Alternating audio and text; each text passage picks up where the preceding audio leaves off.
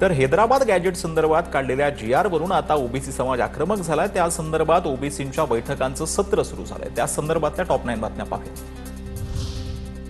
यशवंतराव चव्हाण सभागृहामध्ये ओबीसी नेत्यांची बैठक। सरकारनं काढलेल्या हैदराबाद GR बाबत न्यायालयीन लढाईसाठी कृषी आराखड्यावरती चर्चा। विजय वडेट्टीवारांसह इतर नेत्यांची बैठकीला उपस्थिती। सरकारनं काढलेल्या GR विरोधात न्यायालयीन लढाई लढणार। भुजबळांची लढाई वेगळी नाही, लवकरच त्यांच्याशीही चर्चा करू। ओबीसी बैठकीनंतर विजय वडेट्टीवारांची प्रतिक्रिया। ओबीसींच्या स्वतंत्र मंत्रिमंडळ उपसमितीची 10 सप्टेंबरला बैठक। अध्यक्ष चंद्रशेखर बावनकुळेंच्या उपस्थितीत मंत्रालयात 11 वाजता बैठक होणार। सर्व 8 सदस्य मंत्री उपस्थित राहणार। गाव व वाड्यामध्ये ओबीसी समाजातून सरपंच नगरसेवक होऊ नये हे जरांगेंचं धोरण। त्यामुळे जरांगेंना ओबीसीतूनच आरक्षण हवंय, लक्ष्मण हाकेंचा आरोप। जरांगेंच्या आंदोलनामध्ये सहभागी होण्यावरून गेवराईचे आमदार विजयसिंह पंडित आणि हाकेंमध्ये जुंपली। विजयसिंह पंडितांकडून हाकेंचा श्वान असा उल्लेख, तर हाकेंचीही पंडितांवर जहरी टीका।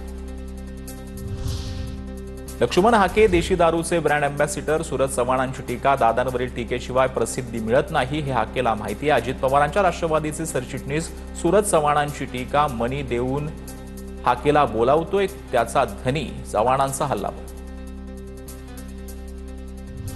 GR निघाला म्हणजे मराठे आरक्षणात गेले, आरक्षणात मागे पुढे झालं तर महाराष्ट्र बंद करू। एकाही मंत्र्याला गावात फिरू देणार नाही। अंतरवाली सराटीतून मनोज जरांगे पाटलांचा राज्य सरकारला इशारा। हैदराबाद गॅजेटवर प्रमाणपत्र मिळत नाही, जरांगेंच्या डोक्यात जात घुसल्या। गुणरत्न सदावर्ते यांची मनोज जरांगेंवर गाण्यातून टीका। रस्ते अडवण्याचा अधिकार तुझ्या बापाला नाही, अशीही टीका। सरकार म्हटलं होतं की आम्ही जे टिकेल ते देऊ, पण त्याचं काय झालं? वडेट्टीवारांचा जरांगेंवर हल्लाबोल। तर सरकारकडून समाजात भांडणं लावून दिली जात आहेत असाही आरोप। GR काढताना सरकारची बुद्धी आणि डोकं ठिकाणावर नव्हतं असंही वक्तव्य।